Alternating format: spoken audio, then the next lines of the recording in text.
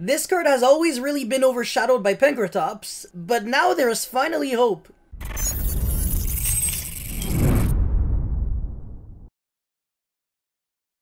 So Alpha the Master of Beasts has the exact same stats as Blue Eyes, and it reads, cannot be normal summoned or set, must first be special summoned from your hand, while the total attack of all monsters your opponent controls is more than that of all monsters you control. You can target any number of Beast, Beast Warrior, and or Winged Beast monsters you control, that's the activation requirement, return them to the hand, then return face-up monsters your opponent control to the hand, equal to the number of cards you return to the hand. Also for the rest of the turn, Alpha the Master of Beasts you control cannot attack directly. Really important to note that the effect to bounce back is not a cost. You can only use this effect of Alpha the Master of Beast once per turn. The first thing to notice is that it cannot be normal summoned or set, which is actually really good in case you're playing Reasoning or Drytron monsters in your deck. Second of all, its ability to summon itself from the hand is actually not an activated effect, but an inherent summon instead. So if your opponent has Appaloosa, it won't do anything, and even if it could negate it because it was an activated effect, it's not once per turn. You can summon Alpha the Master of Beast infinite times per turn. Only the second effect to bounce back monsters on the field is once per turn. It also has very niche synergy with the Tri-Brigade monsters. You could also technically search it with Shiraig in case you have like 8 BBWs in your banish, but that's probably never going to come up. And also you could bounce back your own BBWs like your Tri-Brigade monsters or whatever else, but again, it's kind of going to end up being the same thing as Pankratops, where you're never really going to be tributing other Dino Wrestler monsters in order to use its effect. You're pretty much always going to be bouncing back your own Zooking Alpha or Alpha the Master of Beast with its own effect. Oh, and by the way, the 3000 attack stat is absolutely gigantic, and it really means everything because against Herald of Perfection, which doesn't have the ability to negate summons, unlike its counterpart Herald of Ultimateness, you can summon this card from the hand, immediately jump over the Perfection, and then main phase 2 use its effect to bounce back another monster. So even if your opponent had something like IP Masquerena, all you really have to do is just normal summon any monster with, let's say, 800 or more attack, and then threaten the battle phase. Your opponent will most likely go IP Masquerena, link everything into an Appaloosa or Unicorn, whatever, and you're still on main phase 1, so you get to summon Zooking Alpha right after, and then go into battle phase, jump over the Herald of Perfection, and now you get to play from there. And by the way, the Herald of Perfection is actually now the more popular version of Drytron because people get to use Dawn of the Herald with pre-preparation of rights, which is actually much better at getting your engine started, but also the Dawn of the Herald allows you to recycle back your Benten. Definitely do consider Zooking Alpha since people are going to be playing that instead of Herald of Ultimateness, which is actually Alpha's worst nightmare. It also doesn't suck against Tri-Brigade. It's pretty good at applying pressure against the Appaloosa and the Double Dragon Lord because that card bounces back, and again, anything that bounces back monsters to the hand really isn't a problem for Alpha at all.